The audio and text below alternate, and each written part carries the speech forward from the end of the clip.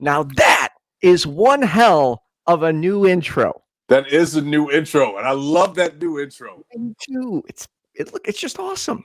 Anyway, welcome back to In Black and White. I'm your host, Ethan Micheal. Alongside me is a Mr. Rick Lockhart II, co-hosting with Ethan Micheal. Welcome back to another episode of In Black and White here on YFNA News. We're doing it again, you guys. We're doing it again. Hey, I know I'm going to have a headache by the end of this. I know I will, but it's okay. It's fun. It's enjoyable. We get to have conversations with people we disagree with. And most importantly, we get to show everybody watching that people can disagree and still have a civil conversation. And it's going to happen, even though it might get a little intense. And hey, while you're checking us out, thanks for all of you all who are tuning in on YouTube. If in the event you're watching us on Facebook, go ahead and click that link over to YouTube. Join in the conversation and discussion in the YouTube live comments. And while you're there, make sure you like the video, subscribe to the channel, and hit that little alarm so you can get alerts for all of our shows when they come on. Especially, what's that? And we are here every Wednesday at our new time, 5 p.m. Central Daylight Time. And also follow us on Facebook at facebook.com/YFNA News. And after last week, we originally had 2 Republicans on last week, but unfortunately, one of them had some technical difficulties. So we only had one.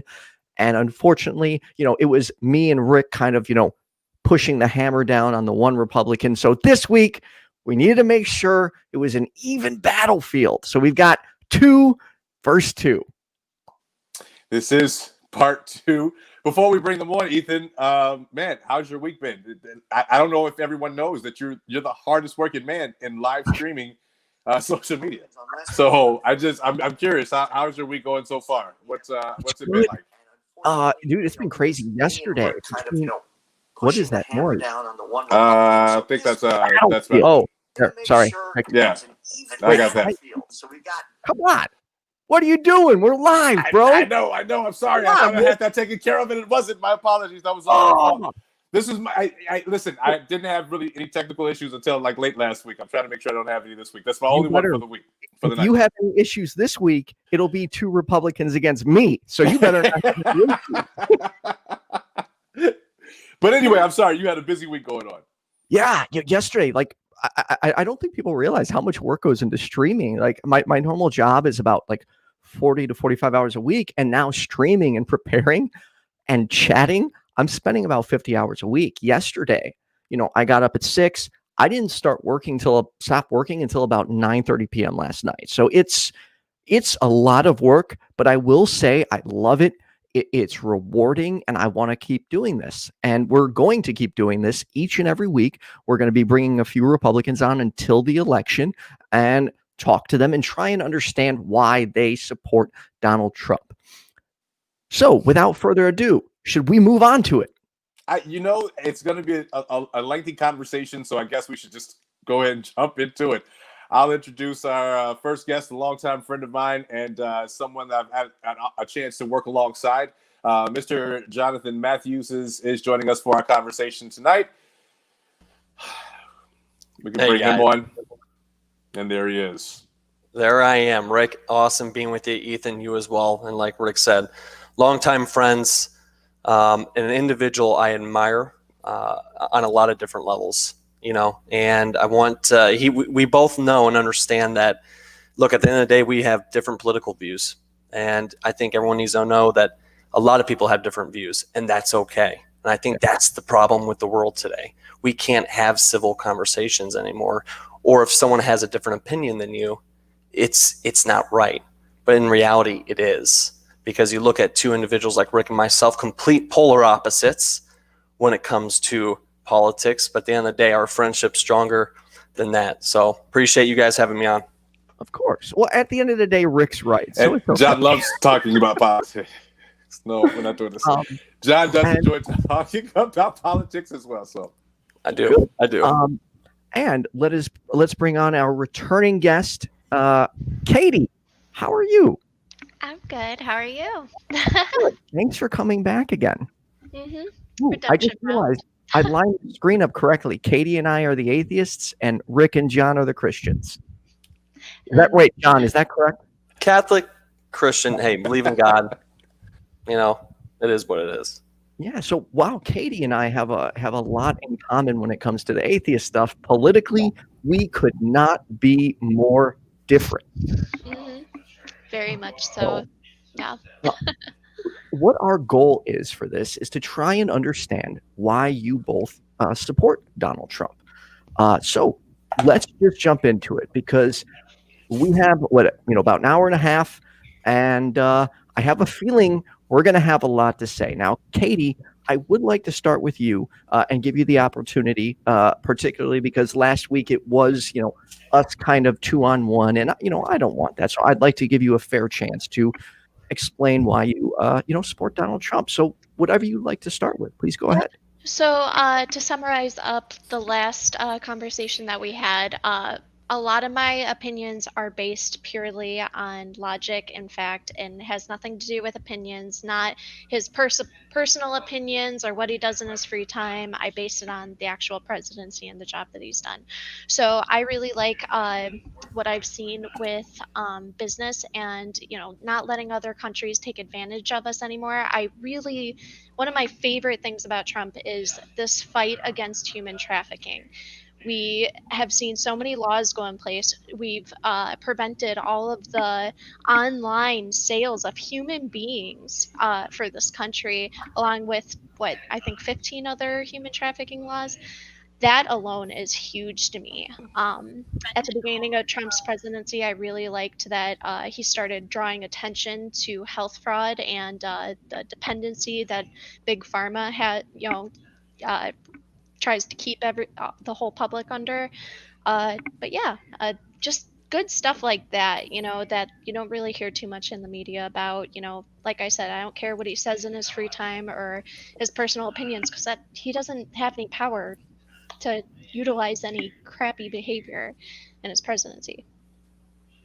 So if I'm understanding you correctly, one of the reasons you are in favor of him is what he's done to minimize trafficking. Could you be more specific? What did he do? Yeah, so there were a couple of laws in place that worked on monitoring and stopping online sales of human trafficking and stuff like that. There were a bunch of other laws. There were like 13 of them. I could try, I probably should have came more prepared and looked that up for you, so I was ready. But I do remember looking at it and being like, this is absolutely great. It really was a big move, to try to stop it. So I'm not too familiar with it. If you do have one of those laws handy, that would be great. However, are we referring to the limiting and protection of sex trafficking or sex workers? Because from my understanding, the right actively works against the rights of sex workers. Yeah, no, this is human trafficking, so it's different. So the president did sign the Trafficking Victims Protection Reauthorization Act. Say that 5 times fast. It tightens up the criteria for whether countries are meeting standards for eliminating trafficking. I think a big thing on the left is they want America to be involved and to care for people of other countries. And I know, Trump gets a lot of backlash for, being against illegal immigration and stuff like that. I mean, this is us, this was something where it's like, hey, I do want to help innocent people in a way, where these people didn't have a choice. They were taken, and, a lot of these people are children, that live their lives in absolute terror. You know what I mean? So, yeah, So it's a step towards it. It looks like it was actually enacted in the year 2000, and then updated again in 2013. So did Trump make modifications to those? Because it doesn't sound like he was actually the creator of this act. So I know that there was somewhere between 13 and 20 different things that all happened all together. So there was Abolish Human Trafficking Act, Frederick Douglas Trafficking Victims Prevention and Protection Reauthorization Act. There were a bunch of these different things. So like the Reauthorization Act was authorizing $430 million to fight sex and labor trafficking. The Protection Act was new prevention, prosecution, and collaboration initiative to bring human traffickers to justice. It was just something that I feel like politicians haven't really been talking about that much. I feel like I never heard about it really before Trump that often. And knowing that, there's somebody fighting for these people who, in my opinion, probably have it worse than anybody, out there. To be taken away from your families, to lose your children to it, there's nothing worse than that. So, I mean, I do see that it was in 2000. Well, I think that. Oh, sorry. Please, Rick. Go ahead. Rick, don't lock up on me. No. I was just going to say that it sounds very similar to how we're looking at the children down at the border. Oh no. Is that taking place? I saw that comment. Wait, you're delayed, Rick. You're delayed. Damn it. All right. Are you good? All right, Rick, we're going to have you, I'm going to kick you out for a second and go ahead and rejoin. Okay, well, I got his point. So he was comparing it to the kids at the border. Right. And while I do have an issue with that, and obviously I can't take issue with this specific thing in 2017 that Donald Trump signed. So I really have no objection to that, especially without being able to review it firsthand. So, John, what are your thoughts on that? Human trafficking or Trump overall? Oh, no. On what she said on the Abolishing Human Trafficking Act. I'm assuming you're in favor of that. Absolutely. And you mentioned something, and again, I know I haven't given my reasons, but you mentioned something in regards to, there was an act in early 2000s around human trafficking and so forth. But the question is, who was aware about that, right? So I know your point. Your point was to bring up, hey, did Trump really come up with this, or is this acted upon other acts? Did he revise something and so forth? But the thing is, early 2000s, that wasn't even a topic of discussion. I mean, I think if we can all think back, do we remember even human trafficking being discussed? I don't, unless someone else does.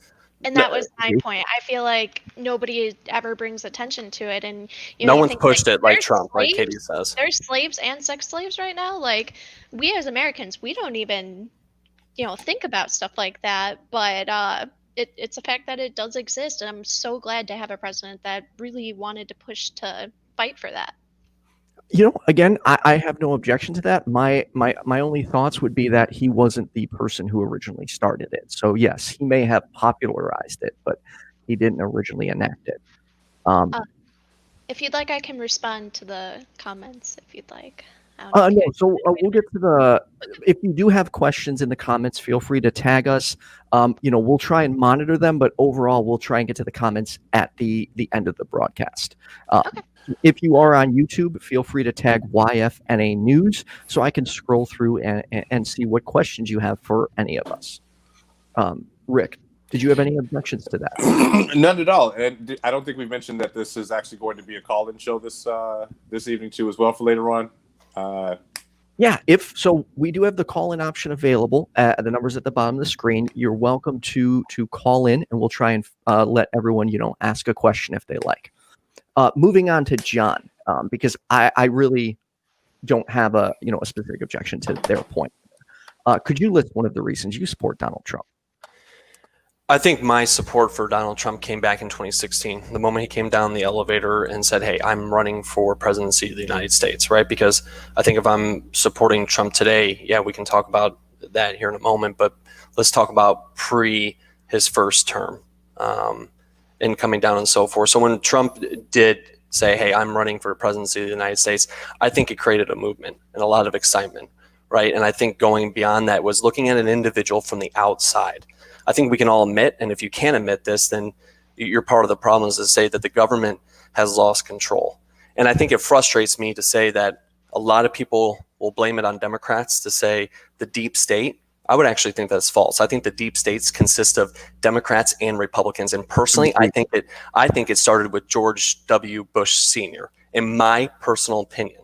I think the deep state started in that era. But hold on, Ethan. I know you're grinning over there. No, I'm actually in agreement. Oh. Sorry. No, I Right, don't so have an objection to that. I guess my question was, when you say the deep state, could you specify kind of what you mean by that? Let's. I don't want to go too broad on it because, I'm not here to be a subject matter expert on the deep state. I don't think anyone truly knows what it is, but there is something deep within our government. There is something corrupt, and I think any of us can all come together and say, yeah, we all agree. Come on. I mean, there is something deep, and I think it started with that, right? Going over to war. Blaming it on something else, but in reality it was for oil. After George W. Bush, you get Bill Clinton coming into office. Let's not even go about Hillary Clinton coming from there, but it spans from Republicans and Democrats. So when you look at an individual who comes from the outside, the excitement was there to say, well, maybe we do need an outside look. Maybe we do need a business person to run this country. And when Trump first arrived, he has been nothing but pro-America. We live in the greatest country in the entire world, the greatest country in the entire world. And I think for a while, hold on. I think for a while we have lost the integrity. We have lost the emotions of that American dream growing up. And I think we can all four remember growing up, seeing our parents and seeing individuals even making a $50,000 income, being able to afford a home, right? There was something that have gotten lost in our time today. Something has been lost. And so when you look at an outside individual coming in who has made so many promises to where we all said, nah, that's BS. Come on. No one's going to be able to accomplish that much. No one has. Every politician says they're going to do something, and maybe they accomplish 1 out of 20 things they say. Trump has literally, if you watch his first campaign speech back in 2016, through all of his campaigns, every single detail, every single thing he promised to the American people has been accomplished. Oh, I'm sorry. That's not true. Hold on. Write that. Take a note, Ethan. You can attack me in a second. Hold on. Everything has been accomplished. So when you look at when Trump took office, he's going to start a war with us. Snapshot to almost 4 years later, I'm pretty sure Trump's foreign policy is probably going to go down, and whether you two like it or not, is one of the most historic foreign policies a president has ever accomplished. Let alone the. What about his foreign policy, John? So we'll get. I'll get to a foreign. Hold on, I'm not done with my intro of why Trump. Yeah, but you're doing a lot. You're like going over a lot. So we should. I'll give you three. I'll give you three more here. I'll give you three more. Foreign policy. It will go down as being historic. The economy. 4 million jobs created. Lowest unemployment for African American, Asian Americans, Hispanic Americans. Yes, it is true. Factually, that is true. Yes, it is. Lowest unemployment. Yes, it is. Not Black Americans. Lowest unemployment for women in 65 years. Outside of the economy, healthcare, going after big pharma. You guys have to admit, Trump has done an excellent job about lowering drug costs, and he's going after big pharma because others don't want to do that because their pockets are deep within them and so forth. And so when you look at everything he has accomplished in bringing back that pro-America, bringing back the revitalization of what this country should stand on, that's why I support this individual. Now you may attack because I know you guys are just thriving. Okay, so sorry. What I do? Thriving. They're thriving. I got Ethan and Rick going. All right, come on. When we get back to one point, but first of all, I'm going to hammer you on your first point, particularly what I did with Katie last week. Why is America the greatest, and when was it the greatest? What specifically? Because right now, if we go down the line, healthcare, education, unemployment, we're not the greatest. So I need an example of how America is the greatest. Have we ever been great at education? Let's all be honest with each other. I don't think any president has made education. Have we ever been great? No. We haven't. What is America the greatest at? Please be specific. I think prosperity, coming over here and getting an opportunity for everyone. Good. And I think that has been what America has been founded on, in my personal opinion. And I think that was lost for several years. Since about slavery or Jim Crow, or how long has it been lost? Just for curiosity, how long has slavery hasn't been around in many years. Jim Crow, though, has, and let's be clear about the fact that America has not been great for marginalized communities, really almost ever. But we can specifically talk about race a little later on. You bring up the point that African Americans have the lowest unemployment, and that's actually not true because, first off, we look at the current state of Black unemployment, and it's at its highest. But pre-COVID, everyone, let's all be on the same page. Let's all be on the same page. That we have to go pre-COVID. Everybody wants to go pre-COVID because we Why just do we have to go pre-COVID? He does not get a pass. Because a pandemic. A pandemic. Because no matter who was president, it would have. It's Rick's show. Rick, go ahead. It probably wouldn't have. But no, it's not. But I do want to make this point. To your point that, and I understand why voters wanted Trump in the first place. They wanted an outsider. They wanted a businessman to come in, and they wanted to shake up politics as usual. And I will say this time and time again.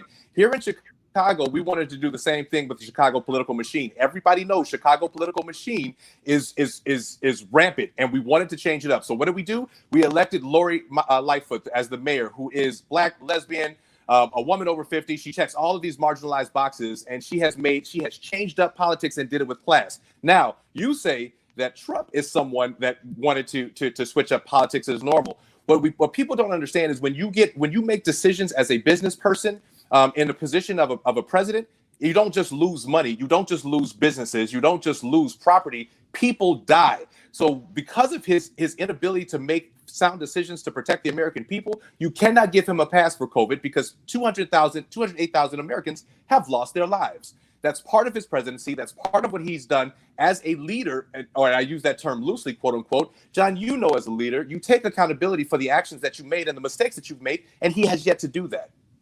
So he doesn't get a pass for COVID. I'm not going to disagree with you in some parts. That it is part of his presidency. It absolutely is. But let's all be clear about this, guys. You're talking about an uncontrollable virus that came over here to the United States. Trump didn't plant the virus. So when we talk about why we're voting for Trump or why you're for Trump or against Trump, you are talking about an uncontrollable factor that happened across the globe. That's not even a part of the conversation. No matter who was president, it was going to be a thing. And this was the argument I made last debate. It doesn't matter who's president. It's a virus. I mean, you know, Trump's not president of all the other countries that have also had millions of people dying. It's everywhere. It's going to be a thing no matter what. Well, just so we're clear, so the U.S. has 4% of the world population and is responsible for 25% of COVID. So, okay, but Ethan, to your point, and which is Ethan's correct on his facts, which I know he's going to be. I love it. Ethan's a fact guy. I'm like, shit. But, and I'm also going to push back on one other thing. You said America was the most prosperous country. That's not correct. As of 2019, we are only ranked 18 in the prosperity index. So going back to why America is the greatest country. Well, let's go back before we hit prosperity here. You inclined to say that America's had the most deaths during COVID. And I want all of us stay on topic because COVID. Highest infection. I didn't say most deaths, but infection, right? But we've had the highest infection and so forth. We've also had one of the largest economies. In fact, if we shut down and if we remained shut down, it would have destroyed us. It would have brought us into a deeper depression than the Great Depression itself. So the fact that we've had deaths, which is unfortunate, and I hate the fact that we've lost one person, one is too much, and I hope everyone agrees with that. But at the same time, though, too, we couldn't afford not to have this part of our lives and live with it and uncontrollable. And you guys have to admit that if we shut down any longer than what we did, it would have been a detrimental impact. And even economy experts have even second that. So I agree with you that one death is too many, but your current president, who you support, doesn't agree with that. So we could agree all day long. Rick, you're loading words into that. It's not that he doesn't care about deaths, guys. Come on, we all care about deaths. We're humans. I'm not saying that he doesn't care about deaths. This country, he's looking at other things too. That this country has to continue to move on, and it sucks, but we do, because if we shut down, if we go back into that again, there is going to be more of a depression. I feel for the blue collar workers. I feel for the people that make a $30,000, $40,000 income and has 2 kids and their shop is closed because of what's happening. Trump's thinking about those people. So you can't sit here and say that he's all excited about the deaths, because that's not true. And Well, this he is did something say that I I got you. explained what about it my is. views. And this is something I explained about my views last week. At the end of the day, the only person that can help you in any given situation is yourself. You can't depend on other people to do things for you. If you are vulnerable, if you are in danger, you should be doing the proper precautions that you need to take. Quarantine, stay home, and work from home, or, go on government assistance if you are vulnerable. But there are people like us that can't take that time off of work, that have businesses that need to be open, and we would rather risk getting sick, or it's not a risk for us because we're perfectly healthy and we need to work. Okay, yes, we need to work, but let me ask you this. If you truly care about the American people, why did he shut down the stimulus package and then say he's not going to approve it until after Election Day? So I don't know, did you actually read everything that went into the stimulus package? Yeah, Ethan, I come think on, he's my the man. entire Letting thing, but I out do know one of rapists the and biggest objections. pedophiles, Sorry. letting out rapists and pedophiles that have asthma in prison, and all Two, kinds of two, crazy two, stuff. $2 trillion plus to cities that have just been poorly managed. And guys, I'm not saying this was a Democratic thing. Okay, I'm not saying that. But if you look in some of the cities, it has been Democratic reigned for a very long time. However, if you look at that to say $2 trillion and Trump offered half, and Pelosi goes no. So he wasn't shutting it down. He even offered half before he even said no before in the past. He offered a path of another $1,200 round of $1,200 checks. I don't know about you, but $1,200 didn't do shit the first time. It's not going to do shit this many months I later. didn't even I've get a been stimulus unemployed check, from so like 6 months. Rick, I agree. Right, and but I agree. let's also talk about the fact that when we talk about his contribution financially or fiscally to businesses, I interviewed 2 small business owners pre-COVID. They have not seen any of the benefits of whatever financial relief or stimulus that or financial packages that Trump supposedly offered for our economy. They saw nothing. They have seen nothing yet. So I'm still trying to. maybe I they guess I'm a should be little allowed lost. to And if be you all can help open. me, help. No, this is before COVID. This is pre-COVID. I need some help understanding where you all are finding the facts of what he has done financially for our country. Also, furthermore, it's been cited that he has been part of one of these, only because this is in black and white, one of the largest contributions to HBCUs, or historically black colleges and universities. Yet none of that has been seen. None of the financial impact that he's made in his presidency personally, and from people that I've spoken to, and I don't just go out to specific people that I know, like I'm actually going out to try to find what he's done, have not seen any of this yet. So could it possibly be that maybe at this point, as we say that he's done so much, that's probably not going to take effect until a couple of years after his presidency, and what we experienced prior to him was because of what was made or what happened during the Obama administration? Could that be a thing? No? Okay. Right. Well, hold up. Well, so Rick, I agree with you. I think Rick makes some good facts to say, hey, someone's presidency, when you implement a lot of things, sometimes you don't see that for a year or two, right? And that's just facts, but to say that some of his stuff that he did pass, you didn't see an effect, we did, right? The biggest tax cut in U.S. history, right? That tax cut was to stimulate the economic buyer, all of us, right? That was the biggest tax cut. More jobs get created. You didn't see a tax cut because you live in Chicago, my man. Because you live in Chicago, that's where you live. So Chicago was excluded from the tax cut? That doesn't make any sense. He was pro small businesses, and you guys know what he put into that Jobs Care Act, and again, cutting our taxes or dropping our taxes down to a record low in the United States. It has stimulated the economy.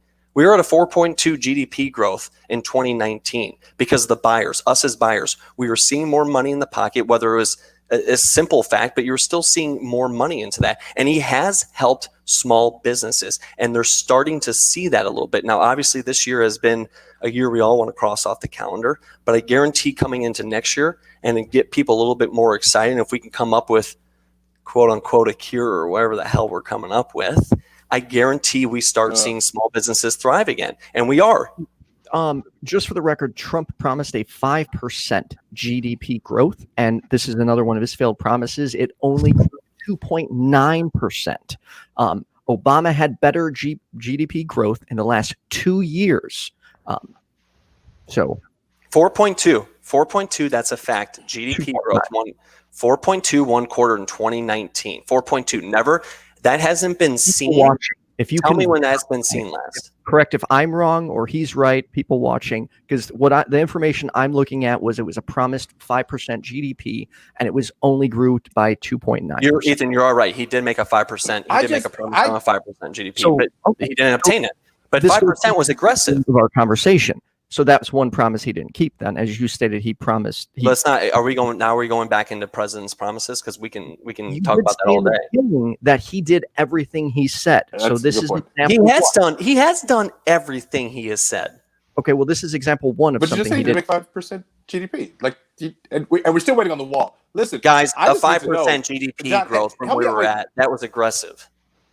And even he knew that. Well, let me ask you this, John and Katie. Help me understand something real quick, so I know who I'm talking to. Well, I had a quick question. How do you identify? Do you identify white collar, blue collar, no collar? Just out of curiosity. No collar. I've never heard that before. Yeah, I haven't heard no collar. It's a thing.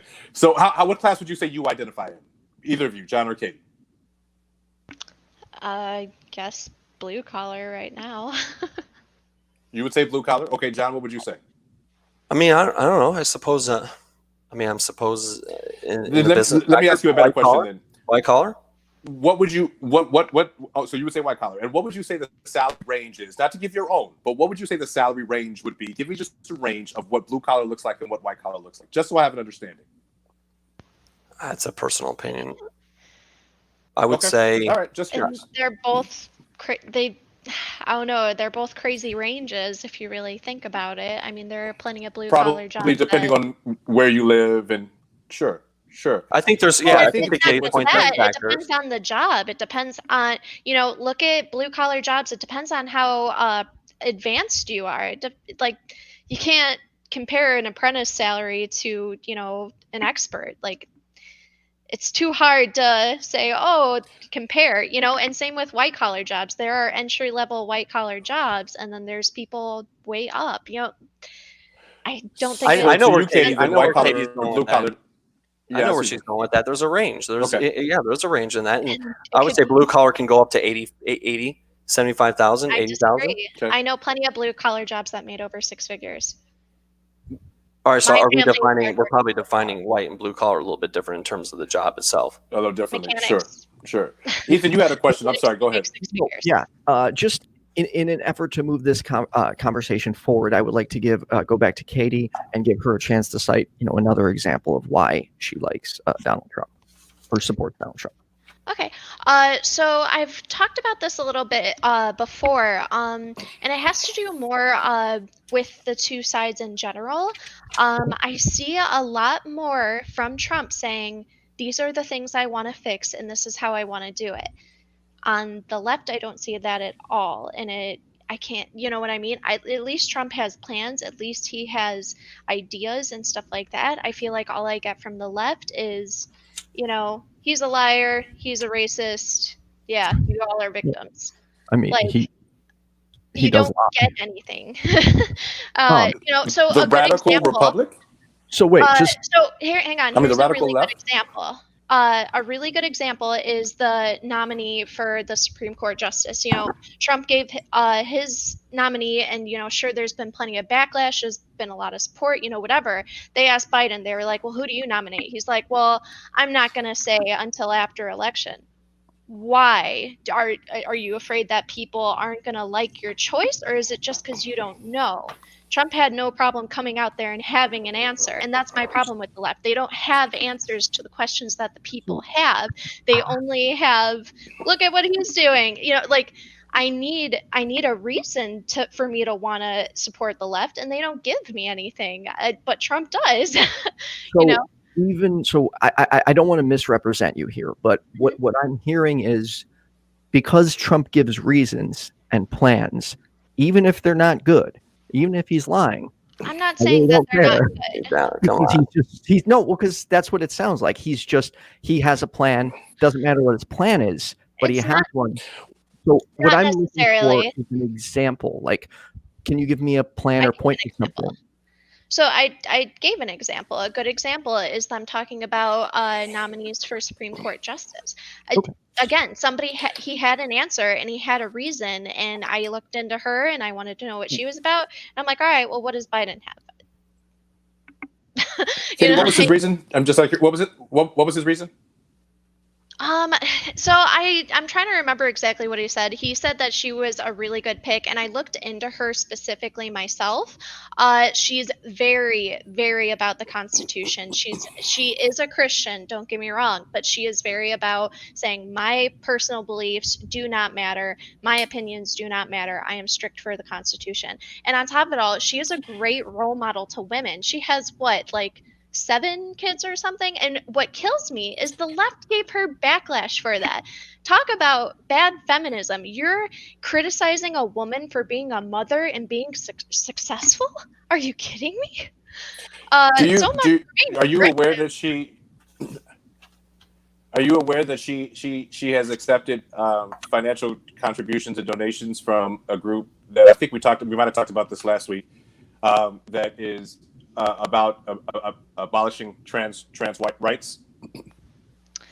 I personally don't know enough about it, but again, trans rights, gay rights, those are state-based decisions. So I really don't see.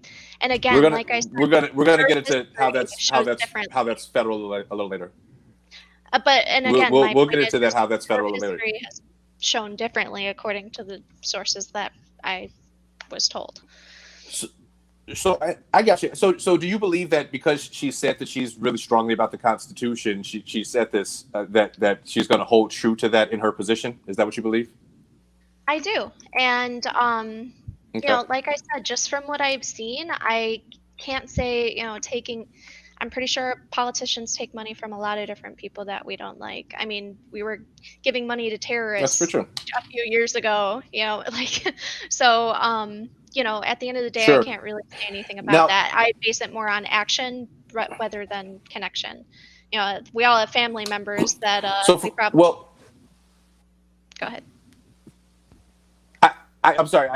I meant to do this earlier and I forgot to do this. Please forgive me for this. If either of you two can, John or Katie, and then I'll follow up with myself and Ethan. What do you affiliate with a party, and what is it if you do? Katie, I'll start with you. I don't necessarily, because I criticize the right, I criticize the left. I'm all over the place, really. And I've talked about this on the first time I was on this news channel.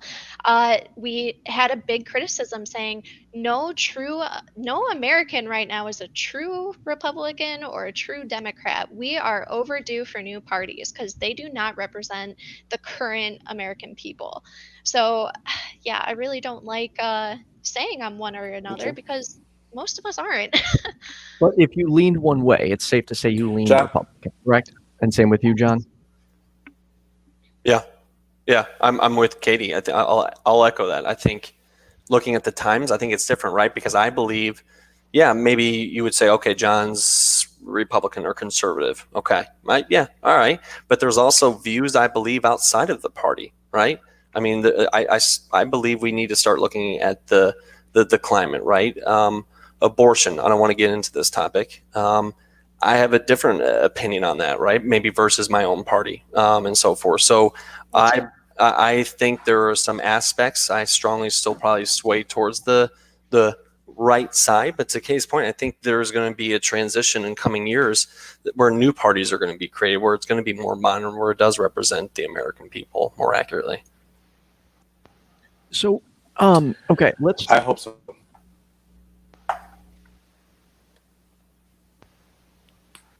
Rick, what were you going to say? Oh, nothing. I said I hope so. I would have jumped a little bit further into the comment that Katie made about, or wanted to a little bit, how it's all about the left kind of disparaging the right. But from all that I see from our current administration is comments about how the radical left does or does not, versus actually outlining a plan and following it up with real action. I mean, to me, from your indication of even in the original part of the beginning of our conversation, that he has made all of these promises and has really fallen short on quite a bit of them.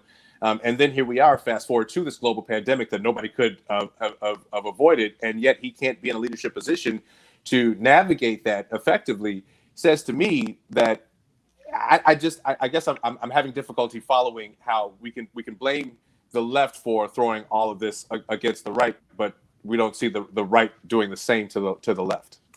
So does every incoming president need to be prepared about a global pandemic? Because in my opinion, no one's prepared for what just happened this year. No one was prepared.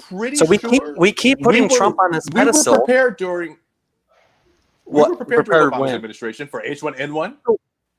Okay. No, we weren't. The H1N1 wasn't as severe as COVID, so you can't compare. That's apples to oranges. And can we talk about the fact that hang on, and there wasn't nearly as many people getting tested for it like it is COVID. COVID has been so ramped up, so in everybody's face, that we have crazy made people get into testing, and we're finding all these asymptomatic cases, where with H1N1, we didn't see people wearing masks. We didn't see people, I need to go get tested every time I sneeze, like we do with COVID. Because we didn't.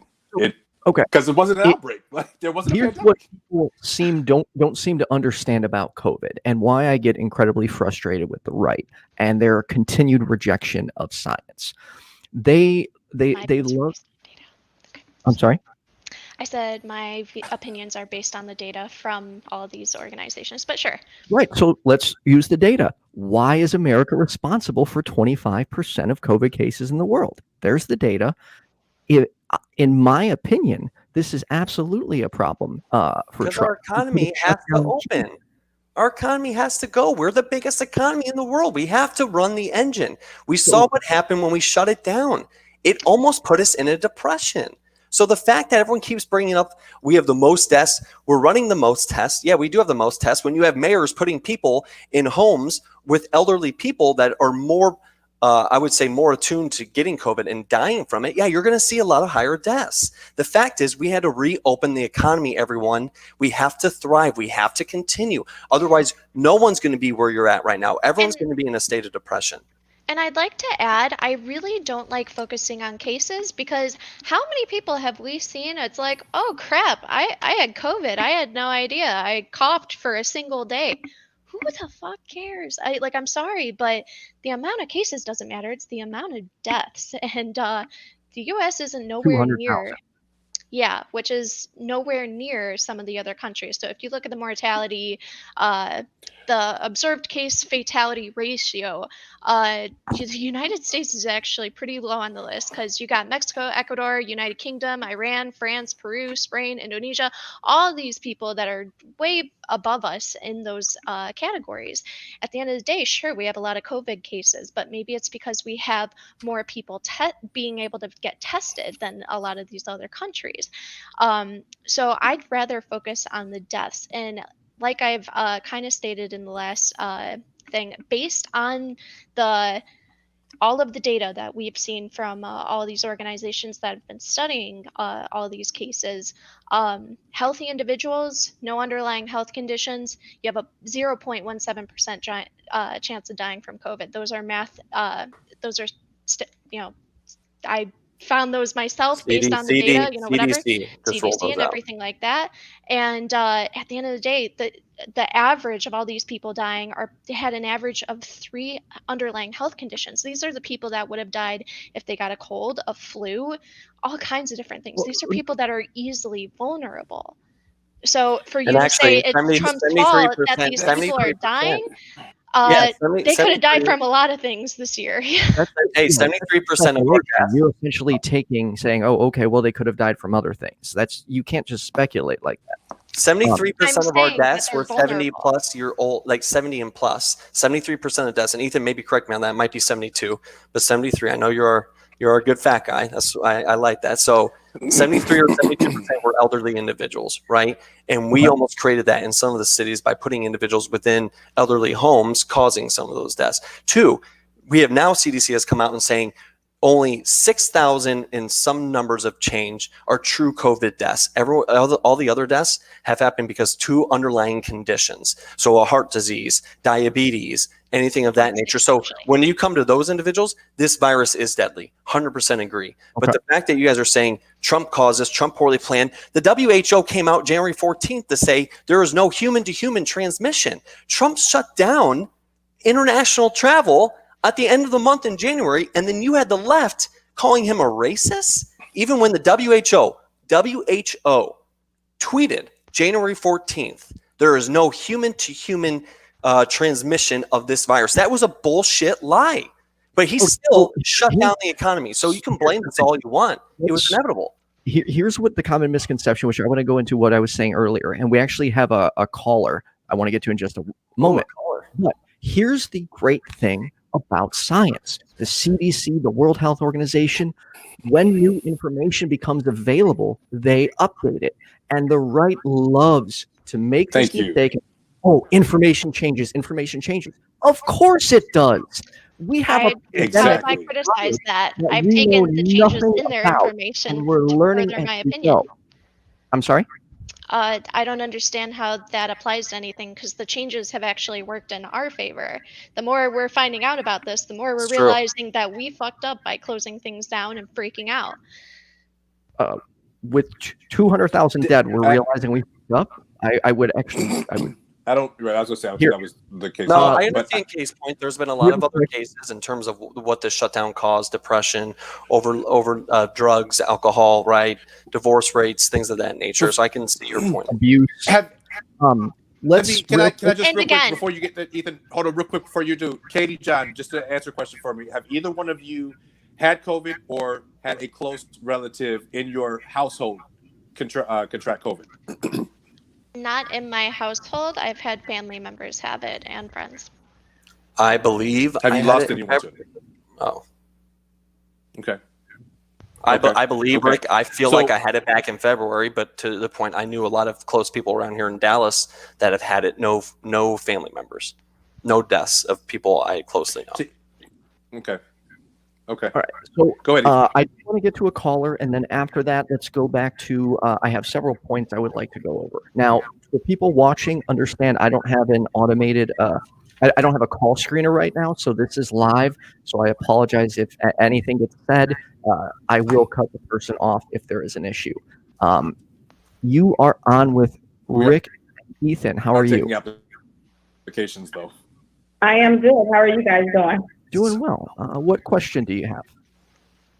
So actually, I don't have a question, more so of a commentary, and I will keep it clean because I know you guys are live. Yeah, clean and quick, please. So I actually am somebody that's considered apolitical, so I don't have a viewpoint towards a left or a right, and I'm also speaking as a medical professional as well. And one of the issues that I have is that most of this commentary is gauged towards politics and not towards healthcare. And when we speak on a healthcare perspective in general, then we have to look at the fact that there are people dying in general. This also isn't a Donald Trump issue. These issues did not just start with Donald Trump. They were in place when he became in office. So these are not new things.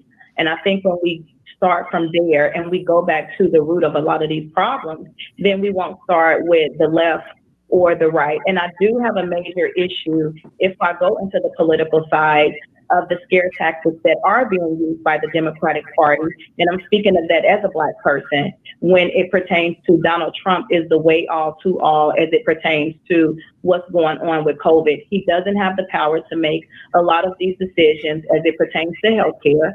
And so when we look at that perspective, then we will know that if we start listening to the CDC and healthcare professionals and stop playing the blame game with politicians in the White House right now, then we will be able to get a lot of things done. Amen, girl. You should get her on this show sometime. Amen, girl. I love it.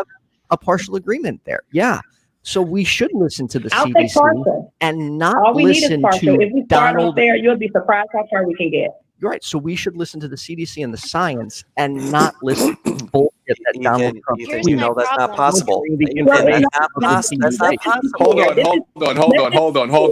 on, everyone. Hold on. So we have to be very careful with the things that we say as it pertains to Donald Trump being the catalyst in things, because most of what Donald Trump says, he's getting from someone else, and he's pushing points of what's being told to him. So we have to be responsible with what we're saying, because there's going to be a new president at some particular point in time. And do we want to keep playing this blame game as it pertains to presidents? Because we know that the presidents aren't the ones that are the main catalyst in a lot of these things that are going on. They are just the delivery of the messengers.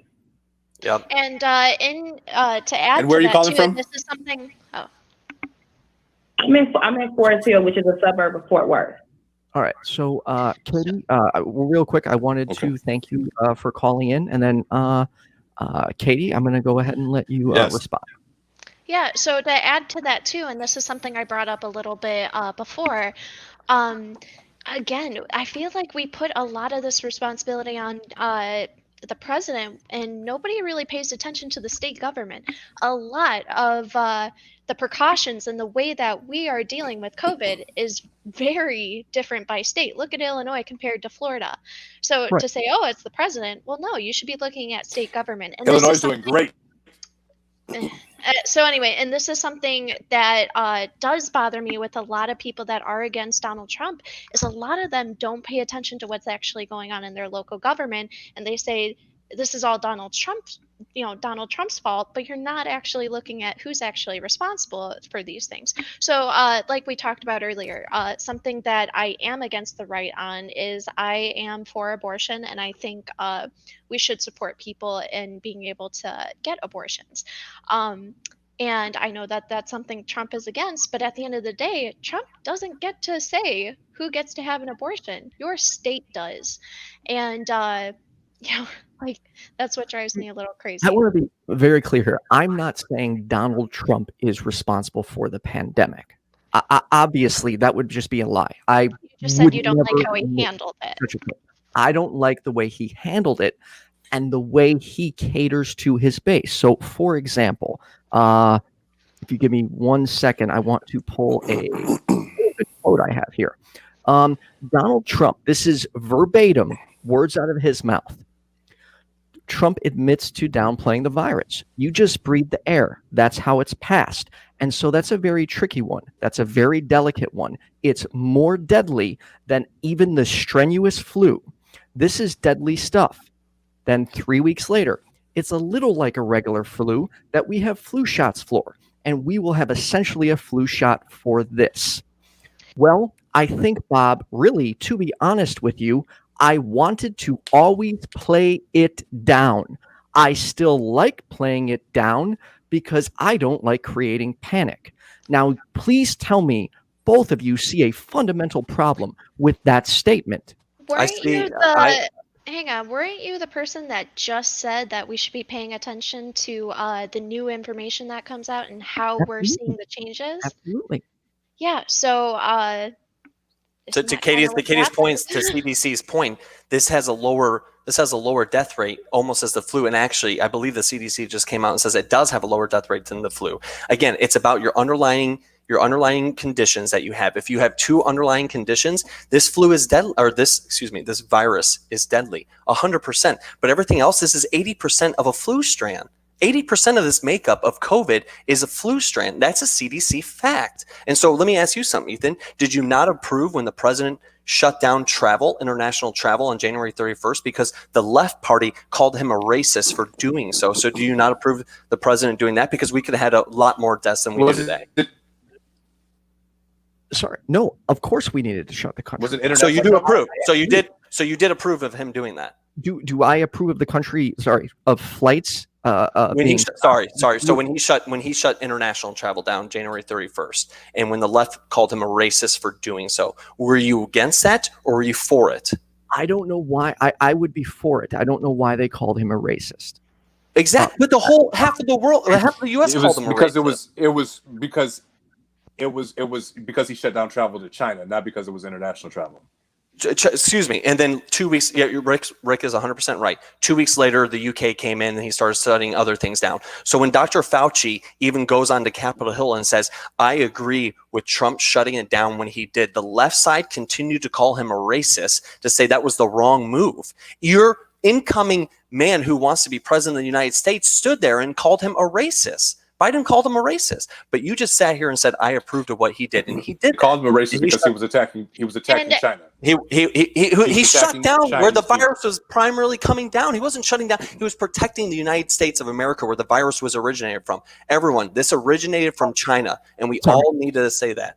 I recall, I'd like to thank Marsha for pointing it out. We understand that. We get that. We understand it. But we don't need to call it the China virus either. Why? It originated, it's Spanish flu. We call it the Spanish flu. Yeah. So I don't understand.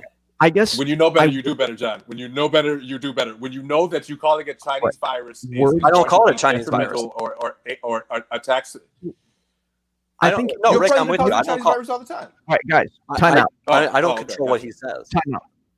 None of us are health experts, so let's move on from COVID. We did spend a good time on that. We can move on to veterans, anything else. But the only point I was making with that statement is I'm not upset that Donald Trump changed his stance on it, because obviously as more information comes available, you change your stance. That's respectable. My issue with him is him admitting to downplaying it. We have people in this country that are currently believing that God will protect them from COVID and they don't need to wear masks. And the fact that he continues to downplay it allows his base to go out unchecked without a mask. This man insulted Joe Biden for wearing a mask. Who does that? Ethan, I agree with you. So hang on for a second, though. I'm an atheist, and at the end of the day, I know my body will protect me from COVID. Unless I have some sort of freak accident, I am a healthy individual. COVID isn't going to kill me. The math and the facts have showed it. Not true. That is not true at all. Healthy people die all the time from COVID. All the time. 0.17%. Come on, you're the facts. 0.17%. You're the facts guy. COVID has irreparable harm to the body. It causes lung disease. I'm sorry, heart disease and permanent lung problems. Permanent? How do we know? It's been around for 6 months. That's where I was going. How do we know? Damage. Well, you're right, John. You're right. You're right. You're absolutely right. But let me just if I can, watching the effects of what's happening to my other half now, watching and listening to people who have tested positive, still dealing with the long-term effects of COVID to them personally. Right, you can ask the doctors and the scientists who are still trying to figure out why there are still lingering effects, but we know that there are still lingering effects. Who cares that it doesn't kill? It only kills 0.1% of healthy people, or 0.1 or whatever it was of healthy people. There are still long-term effects that we don't know about. There are still things that we need to discuss about how this virus is attacking American citizens continuously. And if we handled it a little bit better, if our leadership handled it just a little bit better, we probably wouldn't have all of the cases that we have of people who are still going to deal with long-term effects. That's not true. Just because they didn't die doesn't mean that they... It's based on the state. Your state tells you whether you have to wear a mask or whether you don't. In Illinois, although I disagree, could have made sure that they were a part of... Okay. Like I said, at the end of the day, I disagree with telling people they have to wear a mask. But at the end of the day, when I go to the grocery store, I wear one. When I go to work, I wear one. Not because I want to, but because it's required by my state. And so it doesn't matter what the president says. It doesn't matter what the president has an effect on my mindset. The fact that either your state requires it or it doesn't. It doesn't matter.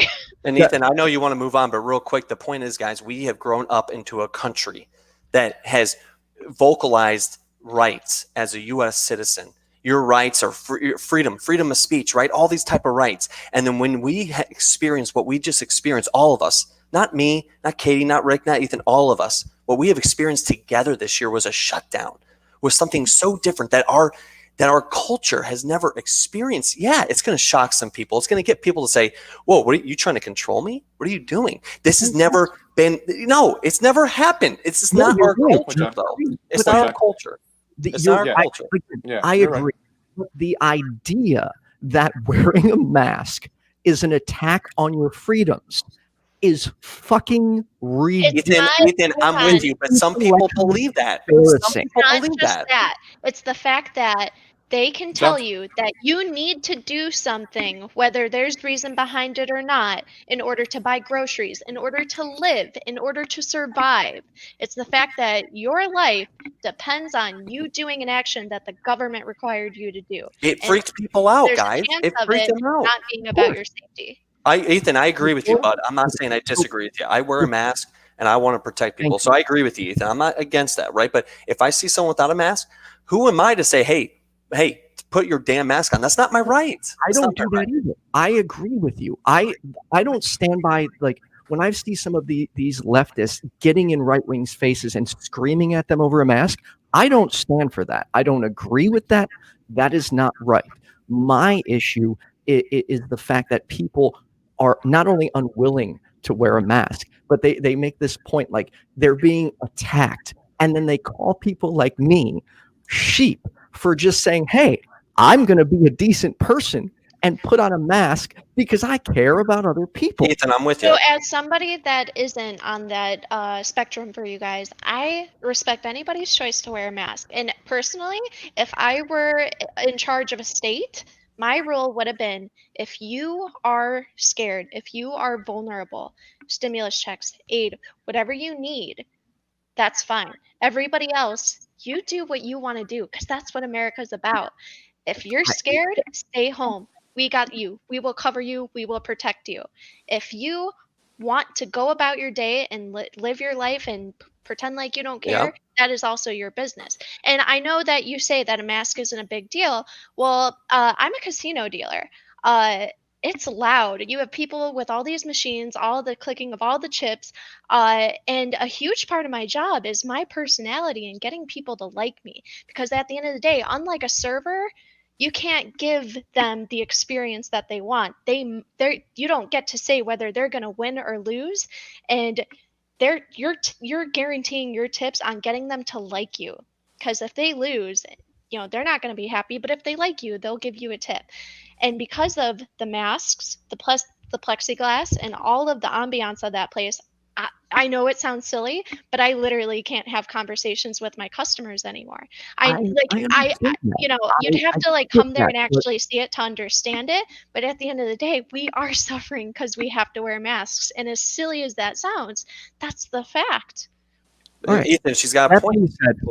I feel like we can go back and forth on this all day, but let's move on. Because there are many other things we need to touch base on. If you do have any questions for them or us, you're welcome to call the number at the bottom of the screen or tag YFNA News on YouTube. If you're watching this on Facebook, there is a link in the description. And if you can move over to YouTube, it is helpful for us. We are trying to get this channel monetized. Okay. I'd like to talk about veterans for a second, because I do see the right likes to say Donald Trump is about veterans. However, pay raises for the military shrunk under Donald Trump. It was 3.4% under Obama and 2.6% at its highest under Trump. Additionally, American troops were killed by the Taliban and given military equipment by Russia. Donald Trump, multiple people have cited that Donald Trump was not only aware of this was in his briefings, even in his small bulletin point briefings, because as he said, he doesn't like to read everything. So you have to give him this small bulletin point version because apparently the president of the United States doesn't have time to read a briefing. All right, come on. Okay. All right, fine. I was buffing that up. I know you were. I know you were. That's all right. You got to do what you got to do. That being said, what are your thoughts on that and the fact that he has not done anything Russia has not faced any repercussions? I think, guys, at the end of the day, Katie, if you don't mind if I step in on this one, is have any of us and any of our viewers, has anyone been in the seat of the presidency? Yeah, all of our answers is no, clearly, right? So have we ever managed wars in the Middle East? We were in an endless war that went back to Bush Sr., and we've been over there since, which is why my point of the deep state really started with Bush Sr. all the way on and so forth. But my point is, we've never been over there. We've never managed war. There's so many complexities. There's so many intertwining things that we need to understand. We have so many allies. We do have so many enemies. You piss off one ally, you're going to create 2 more enemies, right? You have to, it's a dance. Not easy. It's not easy. And it's a dance. However, the veterans are all behind Donald Trump, and you got to admit that. Not all, excuse me. That's the wrong word.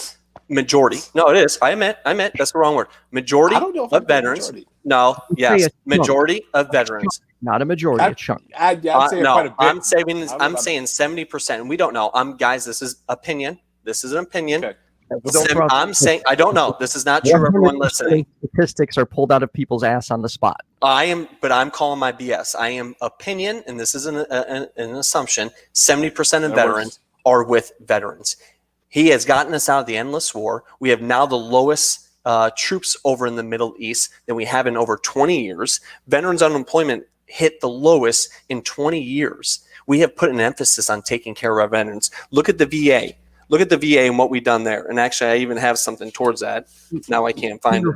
Point real quick. Trump's approval rating with the military went from 49.8% to 42%. It has dropped 7%. So it's not even close to that 75% number. So he doesn't even have support of half the military. So I decided to look up the numbers based on an organization that did research on this. Okay. And it says the Trump job approval among veterans is naturally higher than among the general public. They have percentages of who approve of the job of Donald Trump. And it looks over here, they had 54% in total, 46, trying to see what this says. So I think like, trying to see. Have either of you been to the VA just hospital yet? Yes, I go every week. I'm sorry, what did you say, Rick? Have you been to the VA hospital? To a VA hospital? I have not. No, I have not. Katie, you said you go every week. What's your experience when you go? It's wonderful, in my opinion. I have a grandfather here, a Navy veteran. He's schizophrenic. He's got cancer, going through a lot. And we have appointments every single week. He has acupuncture appointments, chemotherapy. He had to go under a major surgery to get a tumor removed. And every single doctor I've met has been absolutely wonderful. And shout out to the people at the James A. Lavelle VA, because they really are amazing doctors. Big thanks to your grandfather for his service too, as well. And despite sorry, real quick, Rick. Despite what the media tells you, the left is not anti-troop or against the military. I just would like to point that out. Sorry, Rick. That's very true. Where is the VA located that he attends? North Chicago. Okay, because I think that we still have a disparity in healthcare, and that even goes with the VA locations too as well. But that could be a lot more state based than it is federal based. But to your point about what he's done for the VAs, I haven't seen it at the VA hospital that's in Maywood, but that could be again because of location based too as well. Mm-hmm. Yeah, but go ahead, I thought you had another point. Yeah. Oh, we were still on the troops. Okay. Yeah, I guess I didn't hear any of your thoughts on the fact that the raises actually shrunk under Trump. And I had something on that actually. Okay. So a huge part of it, we aren't at war like how we have been for the last few decades. Don't get me wrong, I support my troops, and I'm, at least there's still a percentage of pay raises, but these people aren't going through the same kind of level of stress that they were going through 10 years ago. You know what I mean? So it's a little. I would back that up. We've obviously have decreased our presence over there. We have decreased in physical warfare over there, which is what Donald Trump promised in 2016, and which he has delivered on. Nope. Troops are still at 8,000, and just 3 months and ago, he is gradually pulling troops out. You have to have troops over there. We're at 8,000. We temporarily went up under Donald Trump. And he has promised, it was 2 months ago, that by election day, there will only be 4,000 troops, but we're still at 8,000. I don't see that happening. Still have 3 That weeks can never before lie. election day. Still have 3 weeks. We still got 3 weeks. We'll see what happens. Hey, we still have 3 weeks. Just to circle back, John, that's another promise that was not kept by Donald Trump, because you did state in the beginning of the interview that he kept everything he promised. So we're on 2 promises he's broken. So 2 promises he's broken, but 2 promises he has attempted to go after. Am I wrong on that? 2 promises he has addressed. Said he has. No. So here's So he hasn't. So he hasn't pulled out. So you're saying we still have a higher number of troops under Trump than we did Obama or presidents before. No, I'm not saying that. It did temporarily go up, and then it slightly went back down, but it is still nowhere near what he has. So let's talk about today. Let's not talk about the past. Let's talk about today. Our presence over there today. It's No. still I thought we were talking pre-COVID. We said we had to talk pre-COVID, right? We can't talk about today. So I decided to look up I a just graph. want to know what's happening. Touche, I Rick. decided to look up a graph just to have a little bit more information. This is from the U.S. Department of Defense. From 2008 to 2020, Trump entered the White House. Well, here, we'll go to when Trump entered the White House because they have it on the graph. It's just over 200,000 when he was right as he got elected. And we went down to about 150, 170. Don't get me wrong, that's not a huge number, but it definitely decreased, and that's better than increasing. And from 2016, right around 2016, before Trump got elected, we actually increased the number of troops that went overseas, and then when Trump got elected, it went back down. So yeah. Well, that's because he likes to meet with dictators, and never mind. I was about to say, wait, no. Where are you going? Where are you going with that, baby? What? So you don't think you don't think you should have met with Kim Jong-un? He don't think you should have met with him when he was about to start a global nuclear war? According to North Korea, it didn't mean anything. They're still increasing their nuclear presence. They're always going to continue to increase it. However, do you remember before he went over there? With them? Because before he went over there, tensions were so high with North Korea, it was insane. He was the first president to go over to North Korea and try to establish something. You guys all said before you get into office, oh my God, Trump's got the nuclear button. The world go. Don't say you guys. Sorry. All right. Fair enough. You're right. I mean, you guys, I might be one that said it, though. I actually said that. You can blame me. But look what happened. But look what's happened. What war has he started? He is trying to reduce wars. You want to know why? Because his pockets hearing about World War III, but it's not happening. It could. Well, speaking of wars, though, I want to address that point, but before I address it, I do wanted to take a second. Can we just appreciate this right now, that we are all having major disagreements, and while it may get a little heated, it's remain respectful. And in my opinion, we are an exemplary example of what America needs to be doing. Amen, Ethan. Yep, absolutely, Ethan. 100%. Say amen to that. Can I get that? Amen, baby. Abolish. Along with. Oh, wait, wrong way. Come on, high five. But Ethan has a point. Ethan has a point. This is what discussion should be about. People are going to disagree on a lot of things, and that's okay. And I respect someone's disagreements. I respect someone's point of view, and that's where we should be at. And it's sad that we're not there. But I have enjoyed this because I think the 4 of us realize at the end of the day, we're all great people. We just have a little bit of a different vision and respect. You guys are wrong. And but this is something that I did. You guys are actually great, right? And you're really wrong. But I mean, sure, you guys are. Let me ask you guys this. Speaking of wars, there has been talk about with Trump's leadership probably inciting a race war. With all of the racial tension that's going on in our country, and for Trump's base to be identified as white supremacist groups or a white supremacist base, how do you all feel as supporters of Trump to being identified or lumped in with kind of that base or that mindset? I don't like it. I'm going to take this one because I was kind of waiting for this one, and I think it's a topic some people get uncomfortable with. Rick probably knew I would be okay talking about it, right? With the whole Trump's racist and so forth. But when I hear this, and respectfully I ask, and if we go to the definition of racism, right? So I always ask people, I hear this, Trump's such a racist. Okay, just give me one example.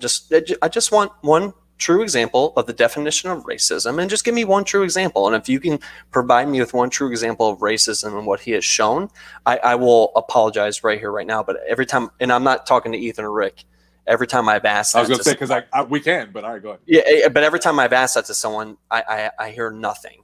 It's they shut me down and so forth. I mean, to me, or I hear that it has to do with anti-illegal immigration policies. And that's the thing. A thing that I really don't like about the media is they portray it as anti-immigration when it's anti-illegal immigration. And black votes have actually, black approvals for Donald Trump have actually doubled since 2016 and compared to now. That's a fact.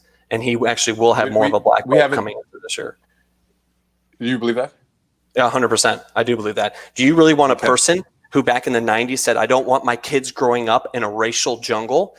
What about, no, let's continue to talk about Biden. What about what he just said the other day? I got to stay in my basement during a pandemic because some black woman got to stock shelves. You know how much that irritated me when he said that?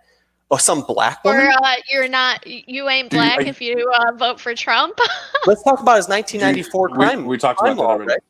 Let's talk about his 1994 crime law. We can talk about that, but I mean, if we want to point fingers at the racist things that these leaders do, and let's be clear, and I've said this before on this show, and I will continue to say this, John, neither party has Black America's best interest at heart. Neither one of them, and that includes your boy Trump. 100%. Now he put out this platinum plan for Black people, which was a complete pander to Black folks. When we look at, like I said earlier, the Black unemployment rate has increased, and it is at its highest under his leadership. But let's even go back to, and as I mentioned on the show last week with Katie, John, you may not be familiar with the Central Park Five, which I want to thank Dr. Walker for posting that in the comments. I was going to go there. We can start with his comments about the Central Park Five that he still has not retracted, and his attempt to get the death penalty brought back for 5 Black boys or boys of color who were wrongfully accused, who New York had to apologize to. He still continues to this day to pander, not only pander to black votes, but he knows that his base is a white supremacist base and refuses to rein that in. So I think for me it's a little difficult to say, yeah, Joe may have done this in the past, but at least he's running on a party platform that brings conversations to light. Rick Joe doesn't give a shit, and Rick brings up a good point. Does any real politician give a shit about certain ethnicities? I'm going to say no to that. No, and this absolutely is something not. that I brought up the last debate that we had. They were saying, well, how could you support someone this way or that way? I'm like, at the end of the day, I'm pretty sure 98% of all of the guys that we have in politics are probably sexist, are probably pigs, and are probably racist. Does it make it okay? Not at all. But at the end of the day, until we overthrow the government and restart with people that we actually want, we don't have much of a choice now, do we? Hey, listen, which reminds me, in 2024 should be the year that we all decide to run. I'm just going to put it out there. Let's get these campaigns started. I'm jumping on it. Shit. Let's get into politics and get these politics. Hey, real talk. I agree with Katie. Katie brings up a point. She brings up a good point. There's a lot of old school, and like I said, the deep state, right? There's still old school politicians that run this country. The hands are so red with blood. They're so deep with pockets. How does all these older politicians go in with just simple income money, and they're out as multimillionaires? Donald Trump has lost money in the office. Fact. That's actually not true. Yes, it is. Starting in his 2016 election, he made money off campaign funds. He didn't, he took those funds. You're saying he took those funds. That you're saying that live right now. I did not say he took those funds. Listen to what I said. I said he profited by utilizing his properties during the 2016 campaign. That was his first time running for president. Know the ins and outs of politics. He doesn't know the ins and outs. Is that what we're going with? We're going to give him a pass? I'm not saying give him a pass. I'm not saying give him a pass, but if he had to redo it again, would he have done that? Probably not. Okay, you can't say that, John. Why not? I you just can't did. say, oh, if he would do it again, he probably wouldn't do it again. That's You're just talking about it. Do you remember when he first ran? You're talking about a guy that didn't know anything about politics. he still doesn't know. Now, Ethan, I didn't say that. Ethan, I know where you're I was going with gonna that. say, I didn't say that. No, I didn't say that. You're I'm talking going with about that, a Ethan. guy He doesn't. that didn't know didn't understand the game of politics, and it's a different game. It's a corrupt game. He didn't know that, but this is why he's gained so much popularity among people. Is because he is not in the deep state. No, he is not in the deep state. Okay. Okay. But how let's is- continue. Let's go back to racism. Yeah. Okay. Well, actually, a couple things here. I got a perfect quote for you right now. I know okay? you do. I know you do. On racism. I've got black accountants at Trump Castle and Trump Plaza. Black guys counting my money. I hate it. The only kind of people I want counting my money are short guys wearing yarmulkes. That doesn't sound racist to you? I told you, if you point out an example, I told you, okay, sure. Katie? Sure. Yeah, I mean, it sounds pretty bad, but I mean, like I said, I feel like Trump said a lot of things that are cringy, and at the end of the day, if there wasn't a constant radar trying to see what he says, in closed doors or whatever, at the end of the day, how many of you have bosses and in their free time, they're probably horrible people, but as your boss, they do a great job and you love your job for it. If you stop focusing on what people are doing in their personal time and just focus on the job, it wouldn't be a problem. No, I'm sorry. You are just justifying terrible behavior by saying, well, because hang I on. he does on So- paper, I don't care if he's a No, fucking so asshole. Here's my point. Hang Hang on. Going back to my point, we don't have a choice. You're getting the racist. You're getting the sexist. You're So getting don't vote for whoever. him. Do Okay, not vote for him. one of them is going to get in office. You're So just- Ethan, Right. Katie has a Katie's point. point. One of them is Mark. one of I them is got in you, the office. Cynthia. They're both racist. Right. They're both creepy. One of them is going to get in At the end of office. the day, they're One going to of be in them- office one- whether I vote or not. One So of I'd rather have the person that makes my life a little less miserable Wait. than the person that I think will make my life more Pretty miserable. sure it's not Trump that'll make your life less miserable. It's No, definitely Biden. Marsha That's where I Ortega. disagree. No, Most I- people. Trump may have said some things at Wait. the end of the day. He is. I don't like the fact that people call him a racist. And okay, Ethan gave me a great point. Ethan, I even admitted to your little quote that sounded pretty racist. I admitted that, right? But going back in modern time, right now, today, the last 4 years, and what he's done for the black community, and what he has done today, he is not a racist. Actions speak louder than words. And John, what no, has he hold done? on. Would you rather? What Let's has he talk done? About this. What has he For the done for black- the black community? Okay, Yeah. but okay. Yes, let- Before I do it, I'm going to do it.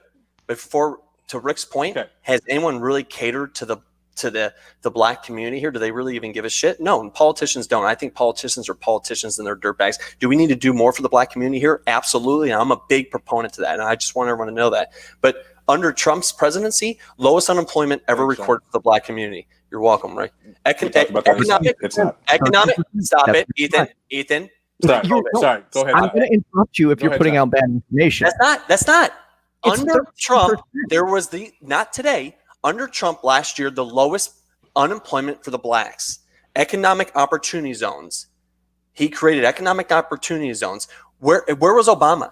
Where was the black president when that happened? That never happened. Let's So talk you about do- school choice. Let's Hold on. put it. Let's Put talk it. about school. Put a pin in. Put a pin. Put it. Right. All right. But put Yep, a yep. pin in economic. Opportunity zones.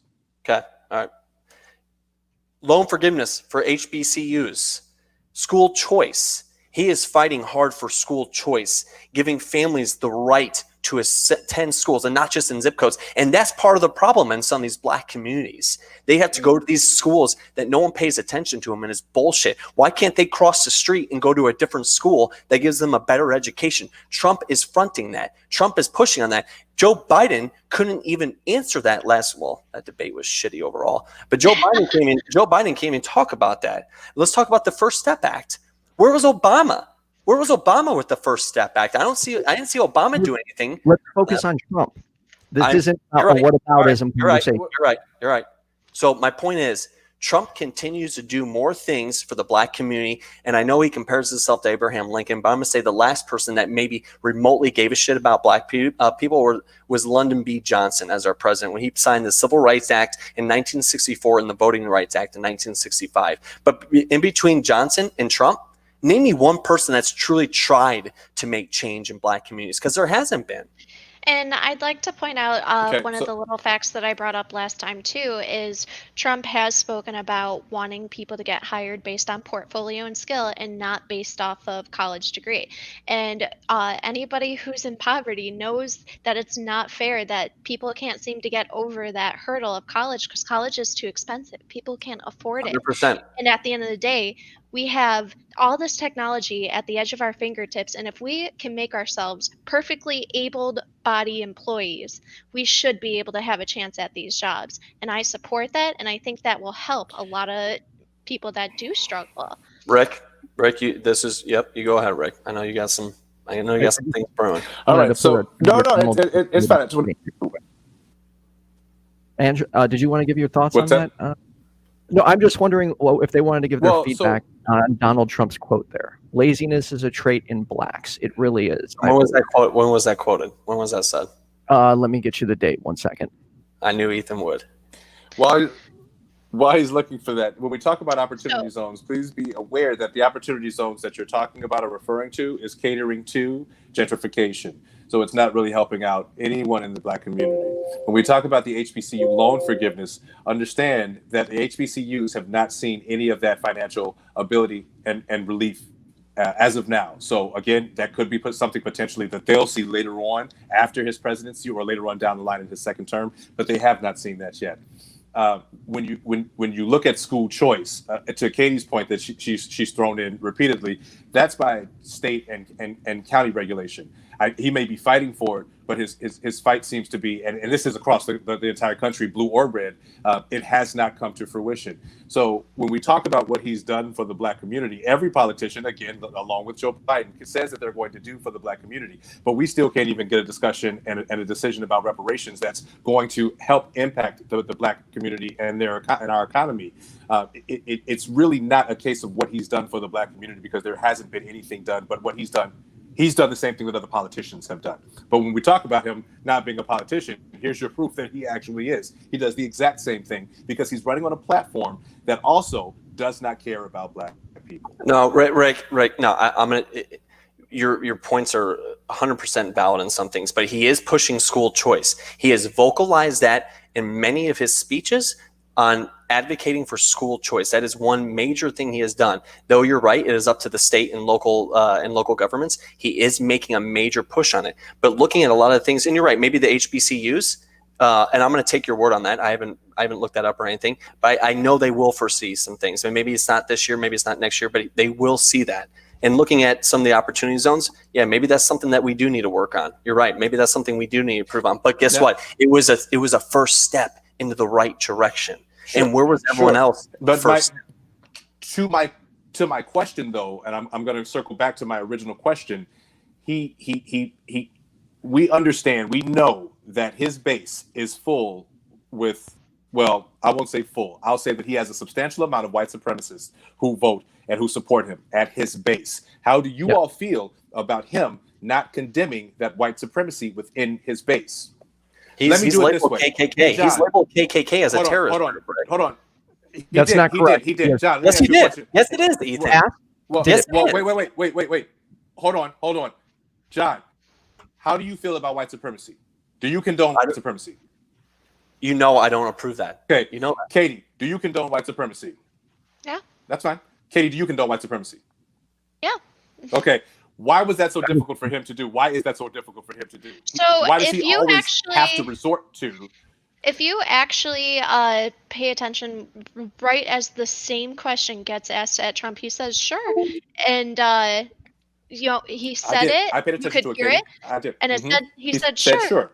But at the end of the day, I agree. He could have done a better job at denouncing it. It would have helped him a lot more if he did.